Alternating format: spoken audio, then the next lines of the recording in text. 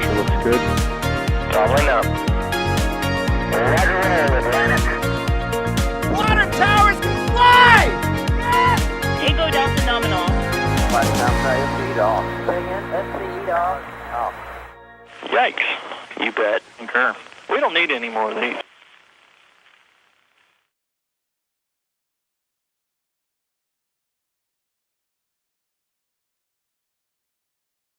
You are looking live right now at Space Launch Complex 40 at the Cape Canaveral Space Force Station in Florida, where a Falcon 9 is ready to launch 56 more Starlink satellites into orbit this morning. I am Sawyer Rosenstein, and I will be your host for this NSF stream of Starlink 5-5. And as always, I am joined by a fantastic team here for this launch, including studio commentary from Adrian Bile. Adrian, how's it going? It's going absolutely fantastic, especially, I don't know who led us together on the broadcast, but I think this will be a pun-heavy one. Oh, it's going to be dangerous. Beware. Also joining us today from the field is Mr. Thomas Berghardt. Thomas, how are you? I'm doing well, Sawyer. It's a beautiful morning here on the Space Coast, and Space Launch Complex 40 is ready to host yet another Falcon 9 launch. Today's in support of the Starlink Internet constellation. Looks like a great day to go to space. Indeed, and I do want to point out we are getting a lot of 5x5s for mission 5-5. So, fantastic on that. And behind the scenes, pulling the levers, pushing the buttons will be Mr. Kevin Michael Reed. He is the one who will be operating today's stream. And we have the potential for some tracking footage as well from Mr. Michael Baylor out in the field as well. So we've got a great team for you for this mission.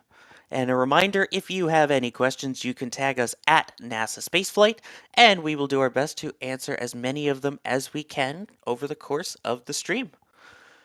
So let's start things off here mentioning that this is Starlink mission 5-5 by handing it over to Adrian to give an overview of what this mission is today. Adrian? Yeah, sure. So it is the Starlink 5-5 mission, as you just said, which, just to point it out before, it is not launching V2 Starlinks, it is launching V1.5 Starlinks here. Which I think is the most important part here. It's another Starlink launch here, which will launch the older Starlink satellites here, the newer ones debuted, I think, on in the sixth shell. So the 5th shell is still using the 1.5. Yeah, I can talk about the booster here a bit. It's the B1067, which will do its 10th flight today and landing hopefully on A Shortfall of Gravitas. And besides that, it's another Starlink. 56 Starlink satellites to low Earth orbit in hopefully 38 minutes from now. Yes, and it appears that we are getting the go for fueling on board this Falcon 9 rocket, which again, as you mentioned, booster 1067. So in terms of this particular mission, we talk about Starlink as a general. You kind of mentioned the shells a little bit. So what particular orbit are we expected to see with this one? So in the end, these will end up in a 530 kilometer orbit with a 43 degrees of inclination. This is the shell for the 5th and 6th group, which is a bit lower, for example, than the previous group, which ended mostly at like 550 to 570 kilometers. So yeah, that's the about average orbit we expect from here. Very good. And again, you mentioned 1067. Just for reference, this booster has been very busy. So it has previously flown on Crew 3 and Crew 4, CRS-22 and CRS-25. So 4 missions that were launched to the ISS, as well as Turksat 5B, Eutelsat Hotbird 13G, mPower A, and 2 other Starlink missions. So, yeah, this has been a busy booster with the Dash 10 there. Again, reminder, you can tag us at NASASpaceflight if you have any additional questions that you would like to know about Starlink, this particular mission, anything like that. So, while we've got you, Adrian, we're talking about Starlink here. What is the difference? Because you mentioned that these are the Group 5 versus the Group 6 launches. So what is the difference in particular with this? So I think the most of the question will be around like the whole 1.5 versus 2, which are coming here. So 1.5 is the older Starlink satellites, the bit smaller one. The bigger ones are the V2 minis, which are initially would be as a V2 launching on Starship, but then there was a new design which would also work on Falcon 9, which is like upgraded satellites. So they are not launching today. That's the one that came on the 6-1. This is the more common Starlink setup we have seen in the past. And the main difference is, of course, the V2s are supposed to be more powerful, more capable, more smaller, upgraded thrusters, but they have some problems with them as well, as Elon Musk confirmed on Twitter. The first batch that was launched will deorbit and do some tests, but it seems like there are some technical difficulties they have to troubleshoot regarding the firstly launched V2 minis, which happened a bit ago. Exactly, yeah, and those V2 minis are still a pretty decent size, at least when it comes to Falcon 9. You can fit about 20 or 21 of them inside of Falcon 9, as opposed to this mission, which is carrying 56 different satellites. Yeah. Uh, Oh, look at well, the timeline. I love so it. here's a look at what we can expect. Any moment now, we should be getting confirmation that they will begin loading up the rocket with propellants, which uses RP1, which is a refined form of kerosene, as well as LOX, liquid oxygen. Those will begin loading in on the first stage at 35 minutes, which is right about now, before loading it up into the second stage about 19 minutes from now. So we will keep referencing that timeline as we come up to major events here during the countdown. We've And got Alex a... confirming to us, by the way, that the launch auto sequence has started, indeed. All right. That's what we want to hear. So the countdown is progressing as expected.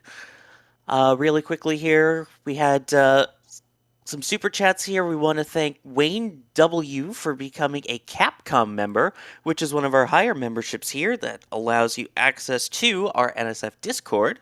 So hopefully we will see you in the Discord channel there, talking about all things from space to sports ball, you name it, we talk about it.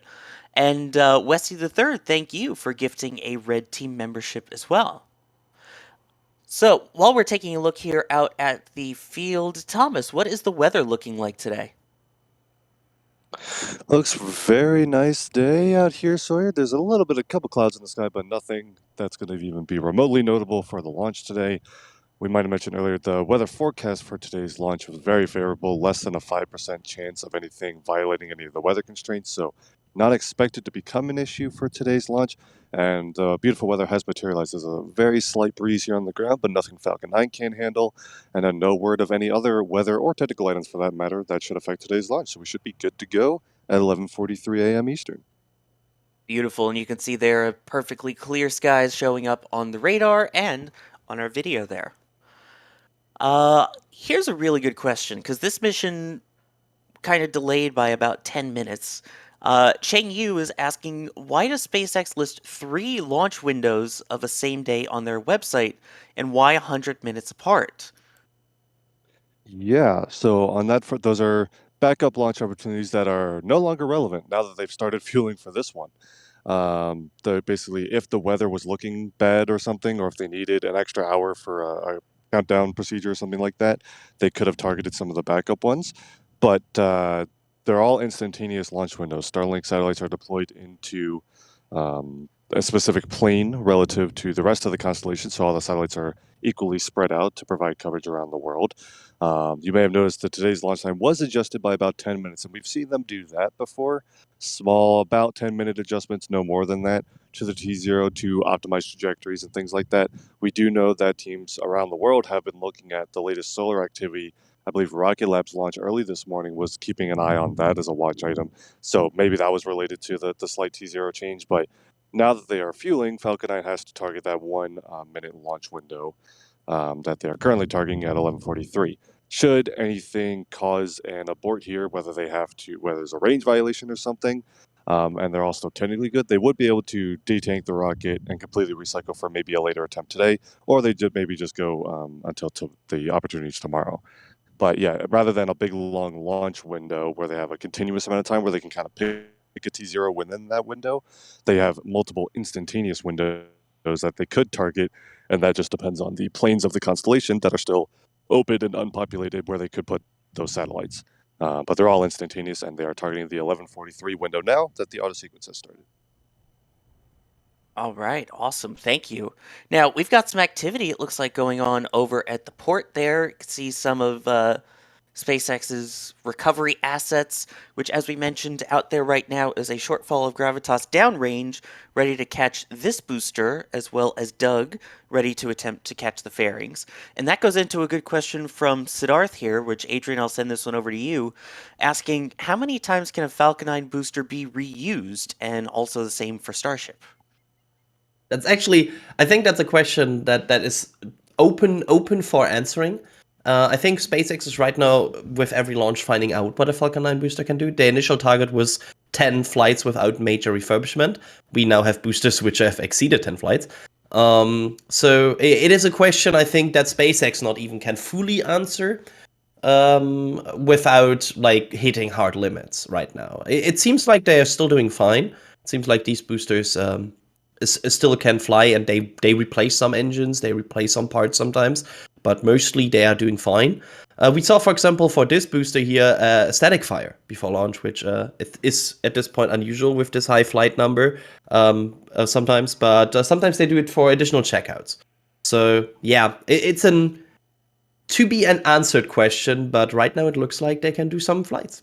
For Starship, that is hopefully way higher. I think there have been statements by Elon Musk in the past that talked about 100 flights. But of course, there's again, so far it has not done one. Let's work up to that. So let's get to that number before talking about that. That's my opinion, but I know sometimes it's unsatisfying to just don't have a hard number to answer this, but I think that puts it into context. All right, and for those of you in chat seeing zoom, enhance, check this view out. I do want to point out this is an actual view from our cameras out at the Space Force Station. So we will have a lot of assets for you on this particular launch. So get ready to zoom in as the rocket zooms up.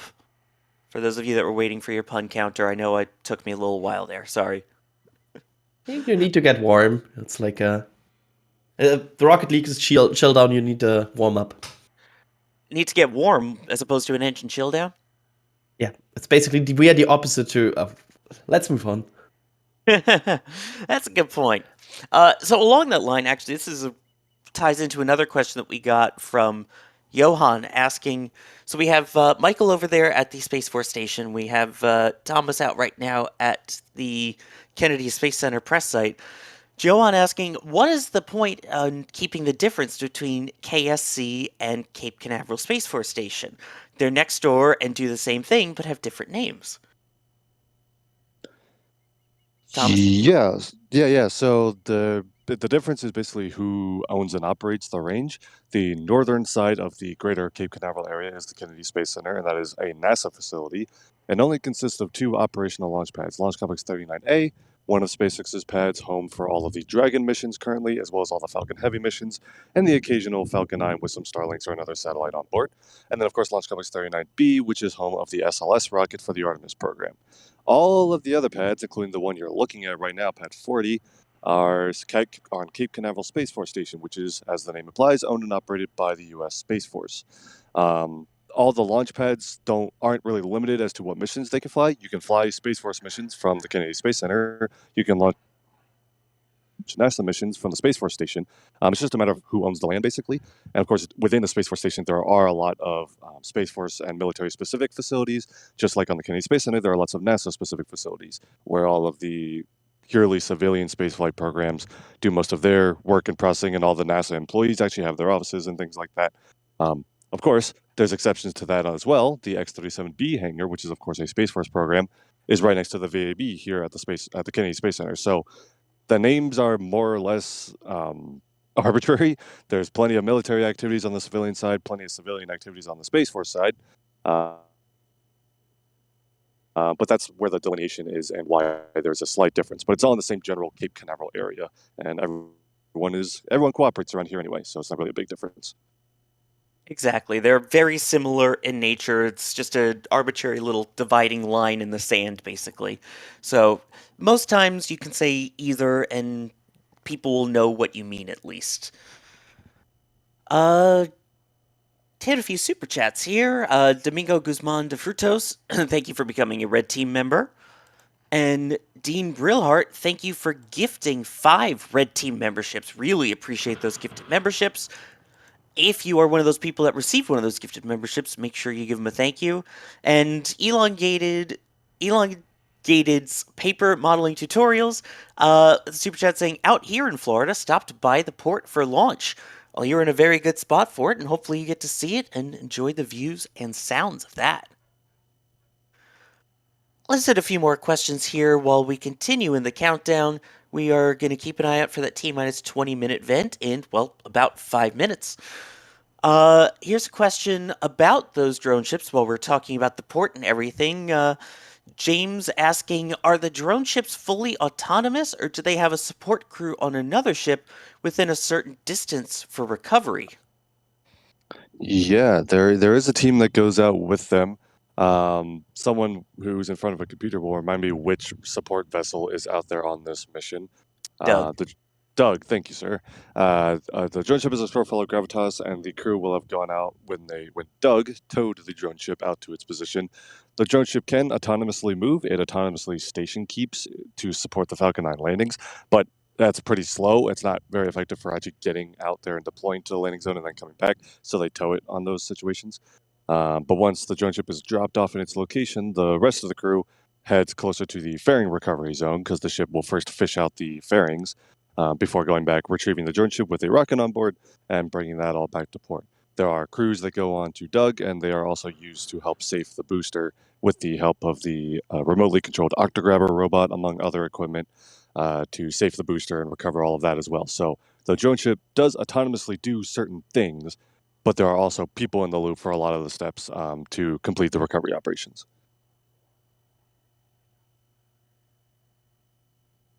You can see, by the way, how the venting slowly starts to creep up the rocket. Yeah. On the I left love side. this view. So that's why the tank walls are freezing up right now, while the super chilled liquids are getting filled into it. And yeah, it's always cool to see because that means we have a rocket launch soon. Oh yeah. And just for reference, by the way, the barge is typically about 550-ish kilometers downrange. The support ship, which will also collect the fairings, Doug, is about 660 kilometers downrange. Or sorry, that's what I was saying, 660 kilometers downrange for Doug there. Let's see. Here's an interesting question of the V2 minis, because we talked about in the beginning that this is going into the constellation for Gen 2, but it is using the 1.5 satellites. James also asking if there's any updates on what's going on with the V2 minis, since we saw those previously launched on 6-1. Do you have any info on that, Adrian?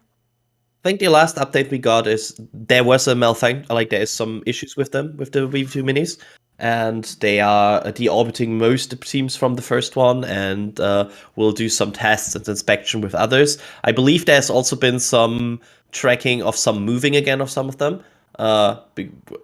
but I think so far we have not seen like any official statement on like the full status of them so far. But yeah, it seems there's an Elon Musk tweet we can pull it up. Yeah, Elon Musk tweeted about it, Adrian, confirming that they're troubleshooting some things and that some of them will likely be deorbited, but some of them will hopefully maneuver back and enter the constellation as planned. But it's the first batch of the version 2 satellites, and so that's more or less expected. And we're expecting another batch to be the next Starlink mission here at the Cape Canaveral, the Group 6-2 mission. So not a huge setback or anything, just them working out the kinks of the new satellite bus. Yeah, just me being very bad with words here. I was when like there was no like final tweet saying like, "Hey, we found the issue." Like no statement so far that says like they fixed it or something. Not yet. Not yet, exactly.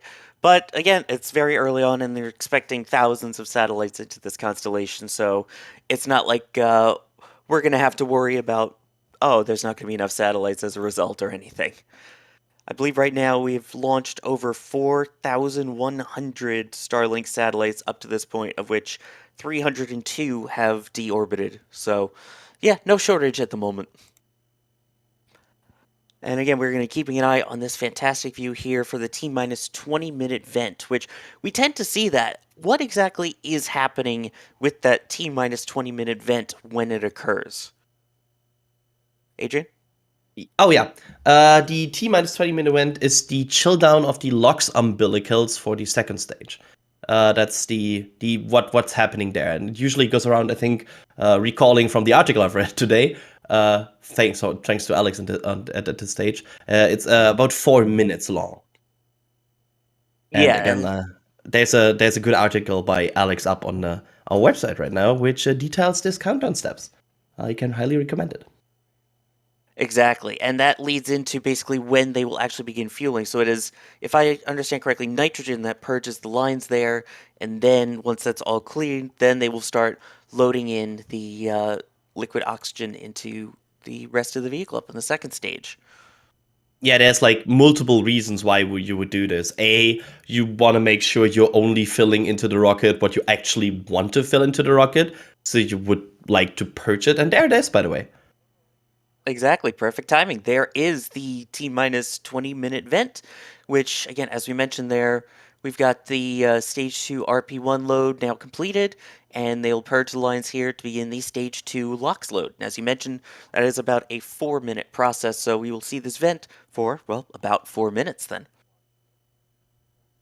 Exactly. And again, thank you to Kevin in the back there, getting up that timeline for you to give you a better idea of where we are at this point.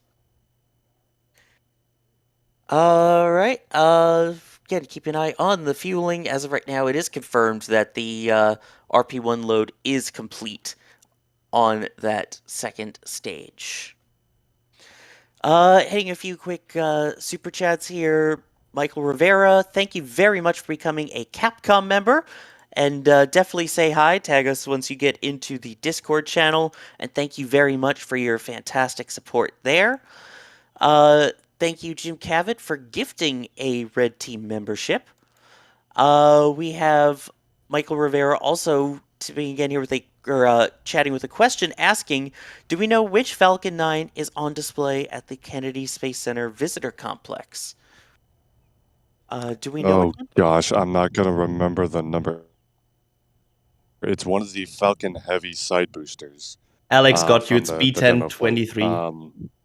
Thank you, Alex. It is B1023. It previously flew as a Falcon 9 and then was converted to Falcon Heavy side booster for the demo flight and is now on display within the Gateway exhibit at Kennedy Space Center.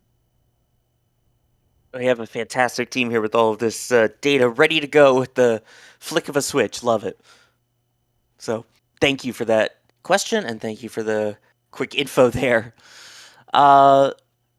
We've got Lalo here saying, I'm interested in knowing the process or procedures of Falcon 9 after it touches down on the ship. Pretty much starting from when Falcon 9 lands to it arriving in port. Also a good idea for a future video. That is a good idea. We'll keep that in mind. I think we actually have that. Yes, I think we do. We have a video up there currently as well talking about what happens once we get it into port and getting it ready to go. But essentially, your big friend here is going to be the octo grabber that will clamp on and hold it in place as it then gets towed back into port, just like you see there on the left side of your screen. So here's a good kind of idea of what happens once it lands and gets back in. Look at that. Again, I love the people for scale in these videos too. So just putting that out there too. Let's see. We have a question here from Sanity Bites saying, are the two spherical structures radar enclosures or something else? I believe those are the ones that are out really close to the pad that we saw in the close-up view. Thomas, do we know what those do? Yeah, those are going to be some sort of propellant storage tank. I am 99% certain they're all liquid oxygen. I always just said loxygen. Liquid oxygen. Because I'm pretty sure kerosene usually goes in different containers, but I'm sure Alex will correct me if I have that wrong. At least one of them is liquid oxygen. They're storage tanks for the commodities that you need to fuel the rocket. You'll also have different tanks around that are nitrogen and things like that. Alex says they're not. All right, well, I know they're a ground commodity. Let me know what they... Oh, or unless I'm talking about different spheres than they are. They Oh, are all right, apparently so I didn't know noxygen. what spheres they were talking about. Not, oh, jeez. All right, well, the giant spheres by the pad are liquid oxygen, but apparently that's not what the question was asking about. I don't know what they could see in the view right now. Those could potentially be radar or weather assets from the looks of it. I know Alex is confirming, yeah, likely some type of antenna structure there. Yeah, that's either a radar dish or some sort of art or like radio antenna or something like that. Now that I'm seeing what they're showing there, my apologies. I thought we were talking about the giant tanks at the launch site, which are lock storage tanks. Can I also endorse the whole Loxygen movement here? It does just- save you a Yeah, couple it's- syllables, you know. Yeah, I think Loxygen is a good name. I actually fully endorse the Loxygen team here. I am with you on that completely. Team Loxygen. Hashtag Team Loxygen. Man, thank you for pointing all that stuff out, and I gotta tip my hat to you, sir, for coming up with a new phrase. And speaking of tip, yes, I went there. Wow. If you want to support NASA spaceflight in a different way and you're not able to support through YouTube or anything, we have a system where you can send us tips directly. And that website is tips.nasaspaceflight.com. That way, it's a way to directly support us without a lot of the added fees and things that sometimes get taken out. You can also include a message when you do it, right there as you see on the screen. So any support that you give us is always very much appreciated. And of course, if you can't support us monetarily, you can always support us by doing simple things like liking the streams and the videos and subscribing, which then recommends these to other people so that they can hopefully join in on all of our space fun and join Team Loxygen. Hey, that's the first time anyone's called me funny. Thank you very much for that message there. So, oh boy. That's the first time? That anyone's called me funny? Yes. Yeah. Oh, I'm Yeah. sorry. Mr. Facepalm over there, my tip pun there.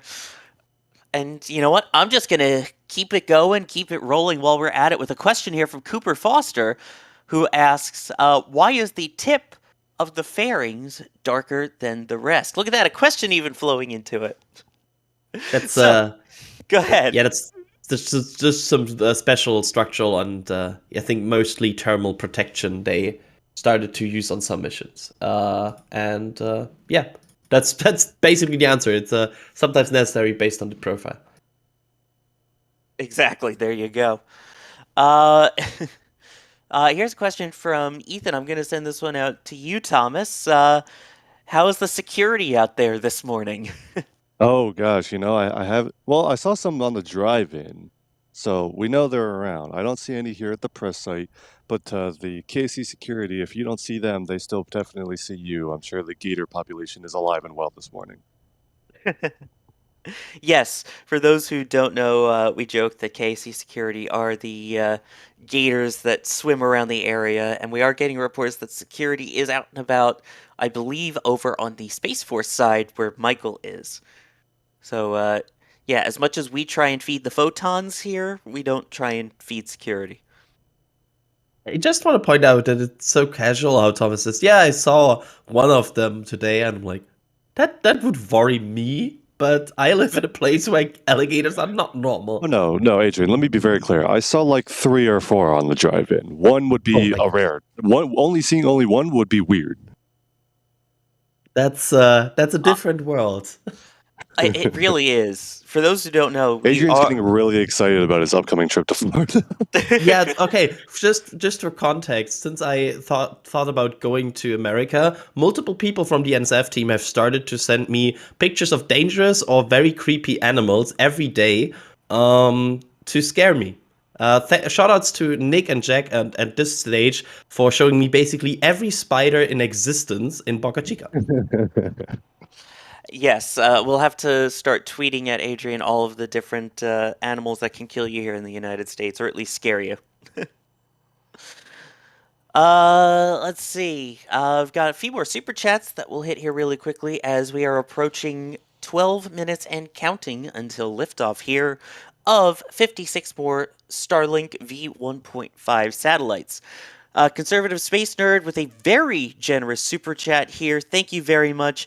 Adding to the Chris G Departure Beer Fund. I'm sure he will appreciate that love and support, and from all of you on that, thank you.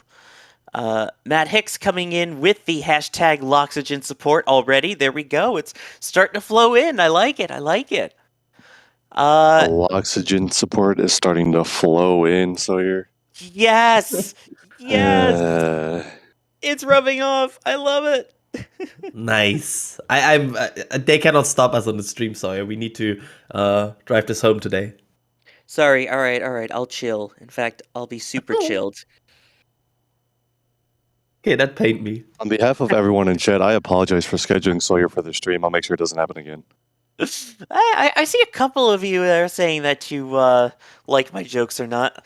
That could be one of the next polls. Is Sawyer funny? No or no with a smiley face? Like this pie chart. Yeah, no, but in yellow. Yeah, exactly. We actually have some tips that already came in here. Thank you for the people that are tipping. Matt Z with the $5 tip here. Not chatting today because of work, but always watching and always listening. Thanks, guys. Well, thank you for listening and watching. And I know it sounds like we're talking about, thank you. We say it, generically, like we're just reading it off the screen. No, we genuinely mean it. Without your support for all of this, we literally could not do what we do. We could not bring you a view this close of the rocket. I mean, look at this view. It is only with your support that we are able to do this. So thank you, thank you. And Chumslinger as well, also using the tip feature, saying NSF rocks, amazing programming. Which, thank you. We absolutely appreciate it a lot. A lot. And A lox. a lox. Yes, a lox. I love it. I guess I'm the question sorry. now is, when are we now going to get a Team Loxygen shirt in the store? Noted. Yeah, which, I mean, we may not be able to get that yet, but there are other things that you can get in the store at shop.nasaspaceflight.com. Man, I am rolling with these transitions today. Feeling good this morning on a Friday. You can head over to shop.nasaspaceflight.com, and what you can get is all of the gear featuring our brand new logo, which a shout out to the amazing team that worked on getting this logo designed. Adrian, I know you were part of it. Pauline, there's just so many amazing people behind the scene that worked on it. It is so cool. Mine is already in the mail. I got the notification that it has shipped. So you can get it in shirts, collared shirts, and the popular one also seems to be the hat with the embroidery. We've got our new stickers updated. We've got the mugs, which I promise I've not actually had any coffee or caffeine this morning. This is all just launch hype energy. Although, if I did, it would go in an NSF mug. Just putting that out there. So again, thank you to everyone for supporting there and for your orders and repping NSF proud with your gear. All right, as we continue on into the count here, we are now at T-minus 8 minutes or so and counting for the launch of these new Starlink satellites. As we're getting closer here, for the people that are just joining us, can we get a quick recap of what this mission is and what we can expect in the next 8 minutes or so? Thomas, are you able to take this one? Yeah, sure. So if you're just joining us, this is another Starlink mission by SpaceX in support of the Starlink constellation. The Group 5-5 mission carries 56 satellites headed to low Earth orbit. After lifting off from pad 40 at the Cape Canaveral Space Force Station, Falcon 9 will pitch east-southeast toward the Bahamas. There'll be a slight dog-leg downrange, but heading a bit southeast from Cape Canaveral toward a 43-degree inclination orbit. First stage, booster 1067, is making its 10th flight and will attempt a landing on a shortfall of gravitas after launch. Upper stage will continue on carrying these satellites toward orbit. We also have the Doug support vessel stationed downrange for fairing recovery on today's mission. And yeah, there's your very quick overview. In the next couple of minutes, we'll expect Stage 1 engine chill to begin. That's the last pre-liftoff milestone, where they begin to flow a little bit of liquid oxygen into the first stage engines to cool them for ignition. And then liftoff at T0, which is scheduled for 11:43 a.m. Eastern, which is 15:43 UTC. So looking forward to liftoff. Oh, it always gets exciting as we get into this point. And yes, in about 7 minutes is when we will get that engine chill, as you can see on our fantastic timeline here. So that should be underway. That prepares the engines for the shock that they will endure as the propellant runs through it and they ignite those 9 Merlin 1D engines on the base of the Falcon 9. The other thing that we will keep an eye out for in about 2 minutes is the strong back retract. That's that giant metal structure you see in the middle of your screen. The clamps at the top around the fairing will open up, and then it will lean back ever so slightly before it eventually throws away completely at liftoff, but it'll be a slight lean back. A couple quick super chats want to hit here. We've got Bill Moore without a message, but thank you very much for the support. Ground umbilical carrier plate. I still twitch every time I see that. Yeah, that's a terrible. Why haven't you? You got to find a new GSE equipment name. Yeah, until that one delays. But yeah, thank you very much for gifting the Red Team membership. Corey Lene Carruthers, thank you very much for the generous support with coffee for the crew. Appreciate it. I will have some caffeinated beverages afterwards in your honor there. We've got James Scheid with the tip coming in, saying the NASA Security Gator Snack Fund, and keep up the bad puns, Sawyer. Thank you. I appreciate it. See, Thomas, some people like it. Some people do not represent the entirety of the chat. No, I'm kidding. Appreciate that. We've got Joshua here with a question saying, I've noticed the fleet leaders 1058 and 1060 have not launched in months now. Is there any knowledge about why it has been so long by comparison? Really quick, yeah, I mean, we know that the 15 flight mark was a big milestone where SpaceX was going to do some really thorough inspections before they moved on from there. So it's not entirely unexpected that there's been a delay before they fly again. But that's not to say that we're not expecting them to fly again. We are. They're just going through a very extensive process at this stage to really learn all of the fatigue and things that the boosters have endured over those 15 flights so they can be confident moving forward, and that'll help them have more data for the rest of the boosters as they also reach that 15 flight mark.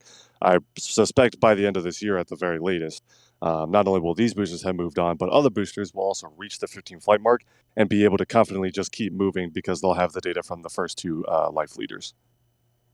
Exactly. And you can see them as they test new boosters as well. Those you can see at McGregor Live 24/7. So you can always keep an eye out for those and for videos coming out from McGregor of all of the cool Falcon 9 and Raptor testing as well out there. And just to point out here, we have strong back retract, which is now retracting away a bit from the rocket to protect itself and not get roasted. Yeah, if you look at the top, you can actually see the clamp opening up around the fairing. Yeah, so that's one of the final steps before we get really into the crunch phase of the liftoff. So that's good. We are progressing well here.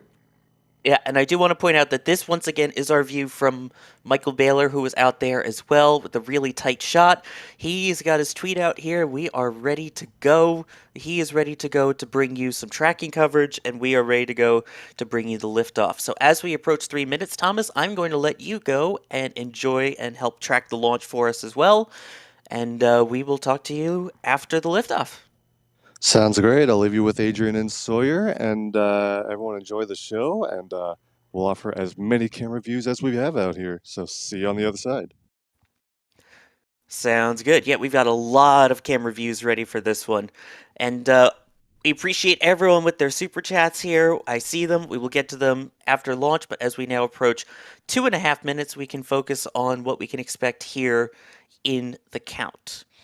So the next thing that we will expect will be Stage 2 LOX load to be completed in the next 30 seconds or so, followed 1 minute after that by the flight computer doing the pre-launch checks, which is called Falcon 9 going into startup. So that is when the onboard flight computers will take over everything and then the propellant tanks will pressurize for launch. That will be followed by the launch director, the LD, verifying that everything is go for liftoff, leading to the engine ignition sequence, which starts about 3 seconds before the scheduled liftoff time. And that is when we see the green flash that ignites those engines using a special propellant called TTEB, or igniter, excuse me, called TTEB. And at this point, we should have LOX loading complete now. I don't know about you, Adrian, but every time when we get to this point of the launch, it still gets exciting as we get into the final count here. Yeah, I mean, we always sometimes talk like, yeah, it's just a Starlink, but in the end, this is still a rocket that will go to space for the 10th time today, try to land, and try to deploy 56 satellites. And the fact that this at this point feels normal is a statement of the achievements of SpaceX, I think. Also, there's the big event before liftoff. So yeah, it's an exciting time, and I always like these launches, and I'm looking forward to see what this one has in storage for us. Exactly, and once again, that vent is another line purge, which is an indicator, as we mentioned, that all of the Stage 2 LOX loading is completed, clearing out the lines one last time and getting everything ready. And at this point, the rocket now has control of the countdown. Falcon 9 is in startup. So any aborts or calls or scripts at this point will come from onboard computers now. Yep, and the last thing that will now come is the LD verifying go for launch, which should happen any second now. And once that happens, basically this is go. There we go. Go for launch is given. Yeah. We have the confirmation of the go for launch. Again, what we're going to keep an eye out for now in these last couple seconds is right before liftoff, there will be a green flash at the base of the rocket, followed by engine ignition and liftoff. We are now about 10 seconds away from launch. About 5 seconds now. Keep an eye on that bottom of the rocket. Standing by for engine ignition. There we go. We have ignition of the 9 Merlin 1D engines and liftoff of Falcon 9.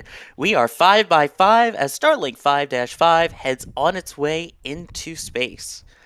And we have some fantastic tracking views already of this liftoff into the clear Florida skies.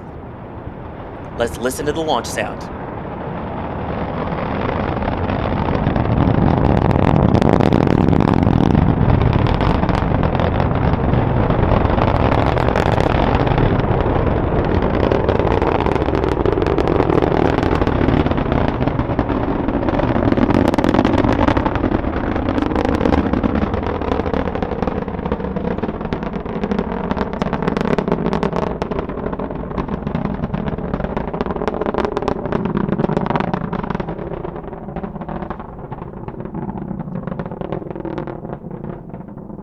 Listen to that audio. Unbelievable, the launch sounds today. Oh man, we are now T+1 minute into flight. Looks like everything is going well so far. At this point, we should be approaching, as you can see there, Max-Q. That is when the most aerodynamic forces are pushing down on the vehicle. Beautiful flight so far. Amazing tracking there as well. Oh, that looks fancy. Wow, yeah, the plume on that. Yeah, that's very fancy.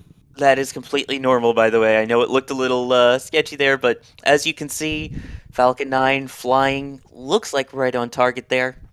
I love the further up it gets, how you can see the specific 9 engines themselves. Again, that is a result of the atmosphere getting thinner. It has nothing to do with the change of thrust. It's literally just the atmosphere is thinner, so as the atmosphere thins out, the plume starts to spread out. And we can see the beautiful onboards as well, where you can see this plume expansion. Exactly. Look at that view with the plume there from the press site. So you're about 20 seconds away now from a couple of events in quick succession. First will be main engine cutoff. That is when the engines will shut down on that first stage, followed by stage separation, and then second engine start. Shortly after that as well, the 2 payload fairing halves will separate away. So let's watch for those. We should have MECO, main engine cutoff. And there we go. There is stage separation. And it looks like we have SES, second engine start there on the right side of your screen. And we'll also keep an eye out for the fairings that we should be seeing falling away off the side any moment now. And there we go. A look at that. We have not only the fairing deployed, but you can see the puffs from our cameras even as that first stage gets ready to orient itself to land back on the drone ship, A Shortfall of Gravitas. Unbelievable views on this launch so far. So again, huge shout out to Michael Baylor and Thomas Berghart out in the field getting views for us today, that we can still track this on such a clear day. And we still have a landing ahead of us. This is the cool thing about this. There's still a landing to come. Exactly. So what happens for a booster like this? What is the landing procedure for those who don't know? What can we expect to see in terms of burns before landing? Yeah, we'll conduct 2 burns. One will be the entry burn, where it will protect itself against the stress it would have to endure during the re-entry. So it will, as we said before, use fire to protect itself against fire and slow itself down. And then it will reorientate itself for landing and perform a final landing burn, which will then put it on, hopefully, the deck of A Shortfall of Gravitas, where it will touch down after deploying its landing legs. So, 2 burns. 2 burns? Oh, no, wait. 2. 9 sections? I want to point out that I also have no clue from where that is from. Like, I know the reference, but I don't know the movie. Oh, it's okay, Adrian. So in terms of the timing on that, just a reminder, that first entry burn that we talked about will happen at about 6 minutes after liftoff. So about a minute and a half from now is when we will get that first entry burn, and then the first stage landing is expected about 8.5 minutes into flight. After that, we will also expect second engine cutoff, or SECO, shortly after the landing on this one. It sounds like we have Thomas back in here as we are keeping an eye out for that entry burn. Thomas, seems like it was a gorgeous view for this one today. Yeah, just a crystal clear day. Got some great audio as the rocket climbed uphill. And as you say, first stage on its way back down here shortly while the upper stage continues on to orbit. Exactly. About 35 seconds away or so from that entry burn. So we will keep an eye out for that. That burn is expected to last about 19 seconds or so. So we'll keep an eye. And again, on the left side of the screen there, you see those little waffle-like things. Those are the grid fins. Those will help steer the vehicle as it gets into the thicker parts of the atmosphere. So right now, you won't see them moving all that much, just a little bit there. You also see great clear views of those little puffs of the thrusters that are helping to steer the vehicle as well and help aim that first stage right where it needs to be for that pinpoint landing on the drone ship. Standing by for entry burn. And there we go. We have entry burn startup. And you can see on the bottom left side of the screen there from the numbers, the speed rapidly decreasing from this first burn. It's a shame during these daytime launches we can't catch a glimpse of the entry burn. We can sometimes see it on the nighttime views. And there we go. We have the entry burn complete. So now it will have one final burn left, and that will be the landing itself. And that should be in a little over a minute 15 from now. In case Always you're wondering, looks so violent, like sometimes swinging around, but it's normal. But in the first, like, once you see it, you're like, oh, that looks violent. But yeah, you get used to it. Exactly. And also, in case you're wondering why those boosters look so sooty when they come back, that right there is part of the reason. As you mentioned, it's slowing itself down with fire. And the propellant that it uses, the RP1, is a refined form of kerosene, which is carbon-based. So carbon, when burned, produces soot. And as it's literally flying into its own flame there, it makes the rocket super sooty. So that's why they look the way they do when they are reused. Now, a reminder for this flight, the once that second stage shuts down, it will have a second burn later on, about 50 minutes afterwards. So this is the first of 2 burns on the right side of your screen for that second stage Merlin vacuum engine. And we will prepare for lighting a single center engine on that Falcon 9 on the left screen. That one engine will help slow it down for landing. And there we go. Here We comes the should have the landing clouds. burn. There's the landing burn. See those grid fins steering its way? There is the drone ship.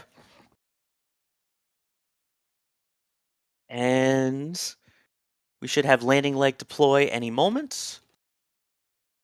There it is. And touchdown. Stage 1 has landed. The booster now getting a -11 on the backside of it after a successful landing on a shortfall of gravitas. And any second we should have SECO 1, which is second stage engine cutoff. And it looks like we have that. And based off of the speed and altitude we could see there, it looks like it was a good first orbit there. Beautiful launch there. Now, while we have a second, I do want to also ask Thomas, did we get the sonic squeal? Did you hear Oh the yeah, rumble? the VA we had the rumble and the VAB made it known that it was also hearing the rumble for sure. Yes, for those who don't know, the way that the sound vibrates off the VAB, particularly from pad 40, based off the resonance of the Merlin engines. It's a fancy way of saying those engines from that angle makes a squealing noise, so VAB or VAB goes squee. By the way, for reference there, with that landing, that is the 213th single-core Falcon 9 flight, the 20th this year, and that was the 141st drone ship landing and 181st overall landing of a Falcon 9 or Falcon Heavy booster. Still impressive after all this time that they can do that. Yeah, like it's crazy how good they have become at this. It's really cool to watch every time, and I will never get tired of seeing a Falcon 9 land. I think it's still an amazing. It's amazingly routine, and that what makes it so amazing. Exactly. That as that one landed, we can see right now a live look there at the port where there is another Falcon 9 booster just chilling on its side there, getting ready to be transported back to the Cape and to be refurbished for that one to fly again as well. So I would argue it's not really chilling. It's a pretty warm day out, and there's no cold propellants on board or anything. I'll see myself out. There we go. Yes, it's rubbing off. Oh boy. Oh goodness. Love it. That kind of goes along here with some super chat. We actually had a question from Benjamin who's asking, how many launches is this for SpaceX in 2023 so far? And that, I Number. believe, is number 20, right? Yeah, we are already in. I'm only March. So yeah, 20 launches. Unbelievable. So yes, thank you for the super chat with that. We've got Captain Black Eagle, thank you for becoming a Pad Rat member. Chad Winya, thank you very much for gifting 10 Red Team memberships. Really appreciate that. We will say Tinkle, I won't finish the rest of that. McGee, thank you very much for becoming a Pad Rat member.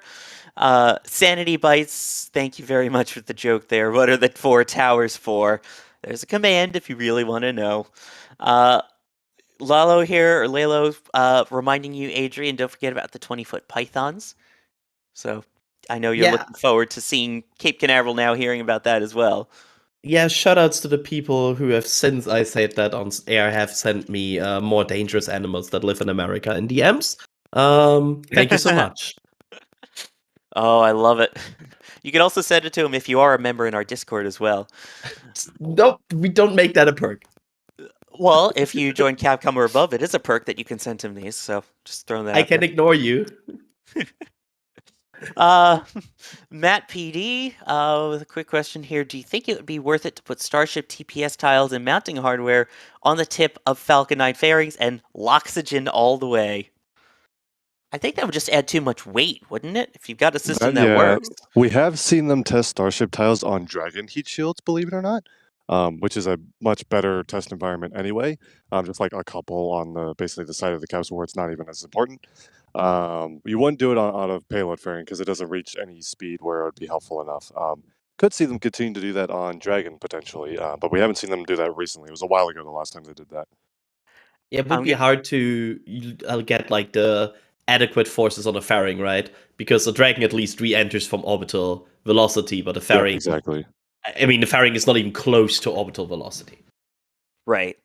I'm just going to say it because we haven't had it yet for people who need to mark off their bingo cards. Team Reinforced Carbon from Shuttle Days. All the way. We almost had an NSF broadcast without Shuttle. Impossible. Well, we actually, it actually is impossible now because now it's in the logo. So even if we don't say it, it's on screen, every single one now. Which is Atlantis. Which is Endeavor. No. No, Sawyer, we did the math. It literally is Atlantis. Oh, no, I know, but I'm just saying Endeavor. And only be Atlantis. And Joel Sapp saying SpaceX on pace for just about 92 launches this year at this current pace. It's exciting. Can they reach the goal of 100? We also have a video, in case you didn't know, of what it might take for that to happen. But already 20 launches. And Thomas, I know you've been out there for a lot of them. And Adrian, you and I have been covering a bunch. So, Adrian, thank you for joining us for another SpaceX launch this year already. Yeah, looking forward to many, many more. And I enjoyed this one. It was a cool one. Team Loxygen. Thank you for joining us, Thomas Berghart, and for creating my new favorite saying. Yeah, you know what? I'm gonna probably go on to regret that, but regardless, it's always been a pleasure, and another launch done from the Space Coast here. Expecting some from both coasts in the next coming weeks, so stay tuned for our coverage of those. Absolutely. Never a dull moment here at NASA Spaceflight. And thank you, Kevin Michael Reed, behind the scenes, for operating all of this and making all of these views get from our cameras to you. And also a big thank you to Michael Baylor, who was out there with those fantastic close-up tracking views as well. And don't forget, we don't just have those fantastic tracking views. We have views of Cape Canaveral and the Kennedy Space Center 24/7, which you can see those on our Space Coast live feed, which is where we're going to send you to now. So thank you everyone once again. I am Sawyer Rosenstein. I have been your host and host with the most puns, and thank you for watching. We will see you on the next one.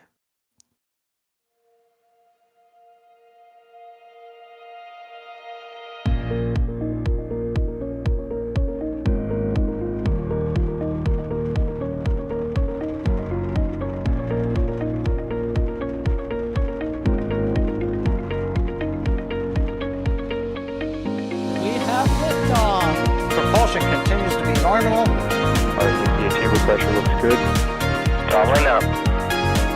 Roger roll, Atlanta. Water towers fly! Yes! Tango Delta nominal. Flight down, SE off. Bring in, SE off. Yikes. You bet. Concur. We don't need any more of these.